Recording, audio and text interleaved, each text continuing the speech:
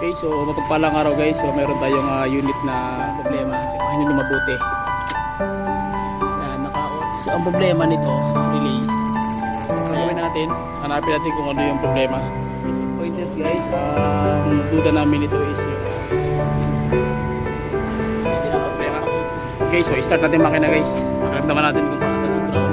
Ngayon, i-on natin yung susi. Start tayo. So sa dashboard tayo kasi sa engine B. So dito ang problema. Okay, so start natin makina guys. Makaramdaman natin.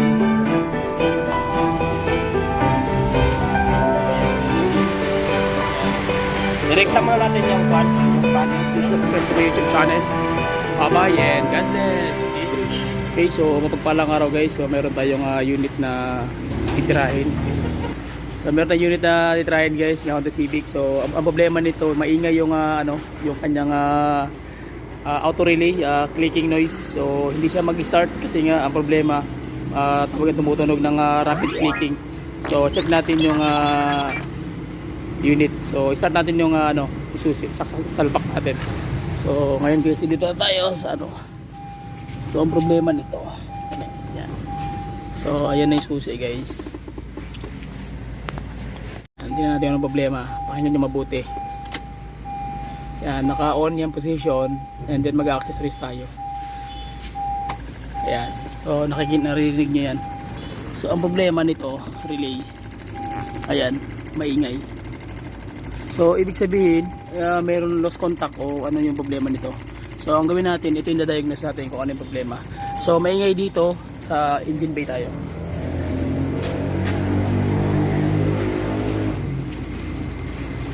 So maingay din dito sa kabila. Ayan o. Okay, so gagawin natin, hanapin natin kung ano yung problema. So try natin kung ano yung system kasi hindi maandar kasi nga walang supply ng kuryente dito. So sige, ang gagawin natin, so basic pointers guys, ang duda namin ito is yung tatawag na ground. So kailangan nito yung ground, yung main ground nito ang sistemahin mo na dapat mo malaman. So ginawa namin ito, hindi ko na na-videoan. Binaklas na namin ito, tapos yung ground inayos namin, tapos okay na siya. So dito rin yung ground din dito guys, yung may bolt na yan yan. So kailangan meron ding bolt din yan kasi yung ground yan, yun yung magbibigay ng kuryente doon. Okay, so pagkabit niya na yung bolt, pagkatapos tingnan natin kung mawawala na ba yung ingay. Tapos start rin natin, aandar na ba siya. So lalagyan natin yung kasi nito, yung ground nito, iba yung ground sa ECM. So pag once na yung ground nito hindi makabit, automatic hindi siya mag-ignite kasi wala siyang ground. Okay, kaya mag-clicking noise siya. So yan guys yung pointers. So kailangan yan makabit mo yung ground dyan sa spider, sa sabing spider.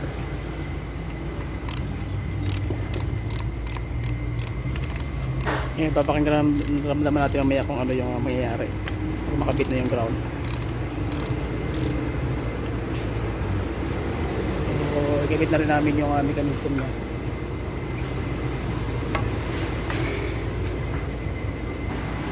Papakahigpit brada.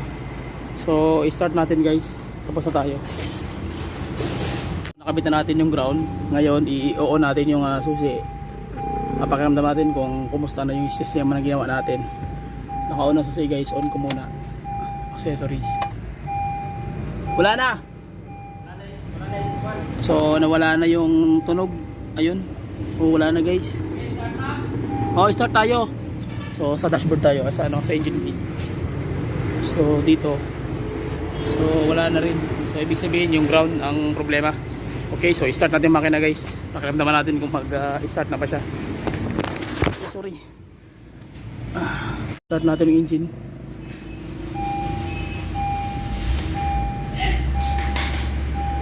So ayan guys, okay na siya. Nag-start na yung makina sa wakas. Praise God, hallelujah.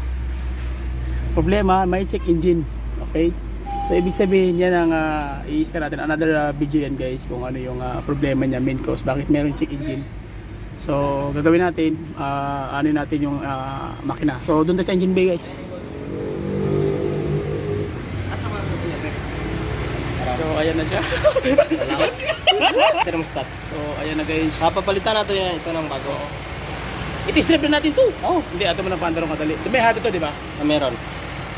Pasensya na kayo guys dahil sobrang galak talaga namin dahil almost 3 days ko na itong pinag-research kung paano siya mag-start dahil dumating sa amin dito talagang hindi na kami nagbukas na heart attack pa yung mga electrical system kaya ganun na lang yung tuwa namin kaya dahil napaandar namin siya so talagang salamat talaga. Ayan na guys, sumaandar na yung makina nag-start na siya so yun yung mga basic tsaka pointers na dapat yung malaman sa ganitong unit Honda Civic.